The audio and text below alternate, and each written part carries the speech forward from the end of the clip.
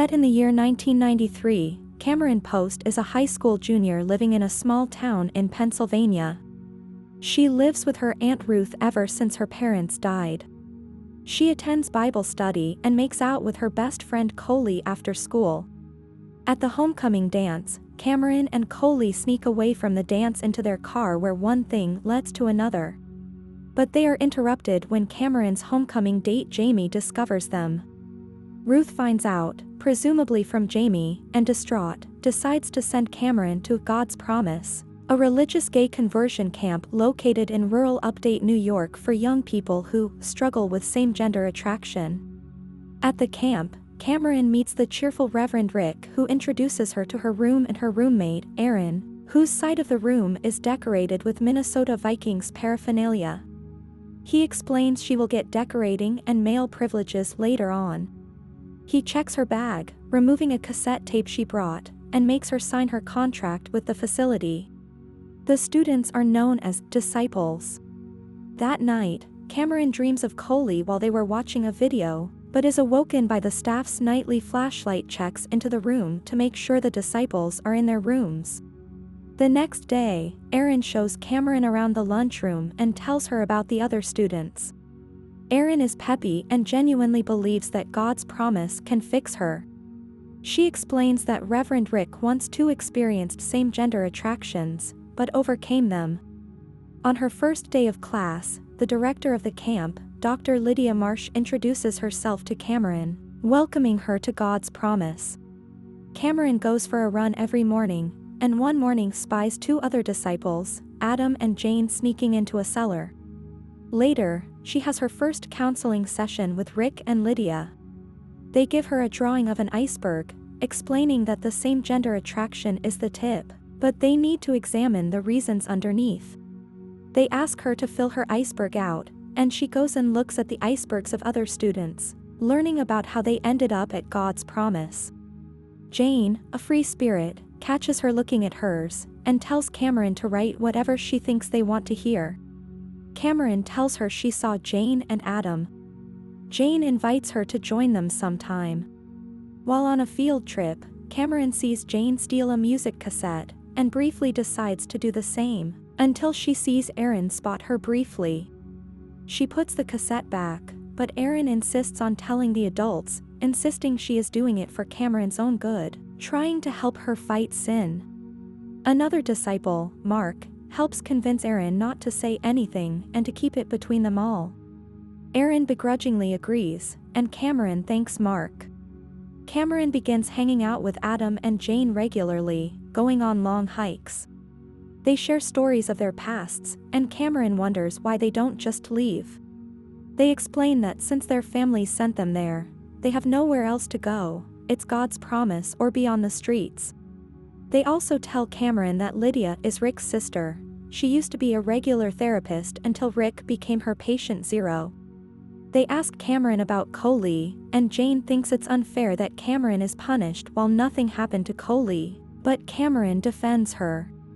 During a sharing group therapy exercise out in the football field, disciple Helen becomes angry because she feels Cameron isn't trying hard enough, which draws Lydia's attention.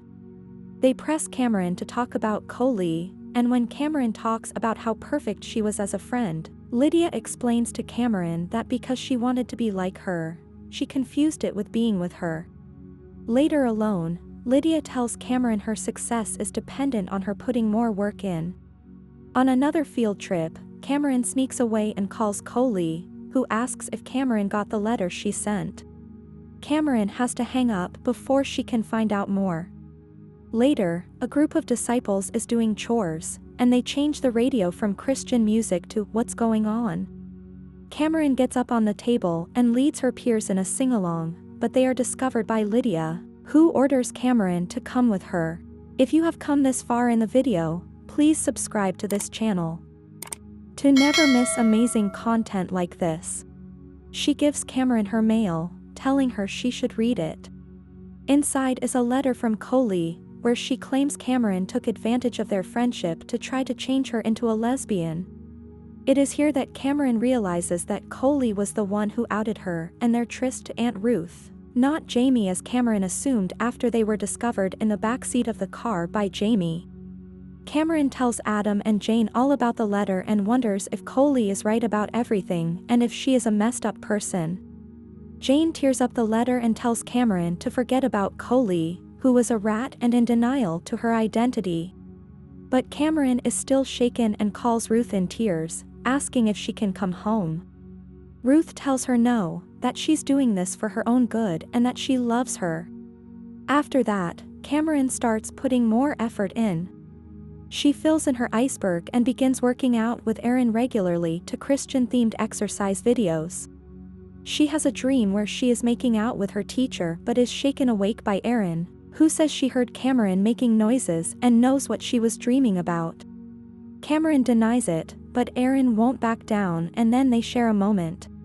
But the moment it is over, Aaron shuts down and retreats to her own bed, telling Cameron she wants to get better. At a group therapy session, Mark, who had been scheduled to go back home at semester's end, reveals a letter from his father who refuses to let him come him. His father writes that he is still too effeminate and an embarrassment to him and the entire family.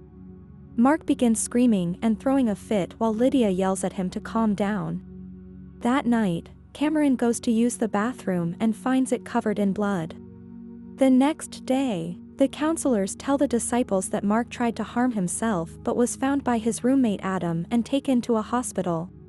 One-on-one, Cameron asks Rick to tell her exactly what happened, and he confesses that Mark used a razor to cut his genitals and then poured bleach on his wounds. Cameron accuses Rick and the staff of not knowing what they're doing and making it up as they go along, and Rick cries and says he doesn't have a good answer for her. An investigator comes to check the conditions at the camp.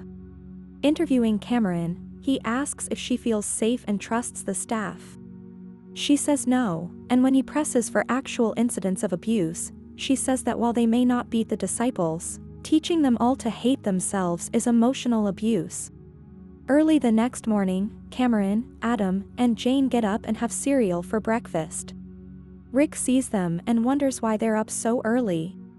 They say they're doing a long day hike, and he says, "Goodbye," warmly. Once in the woods, they change out of their uniforms and hitchhike a ride in the back of a pickup truck away from God's promise. Finally free, the three teens smile and laugh as they head off into the future. I hope you enjoyed the video. Let us know in the comment section below which movie you want us to recap next. As always, until the next time.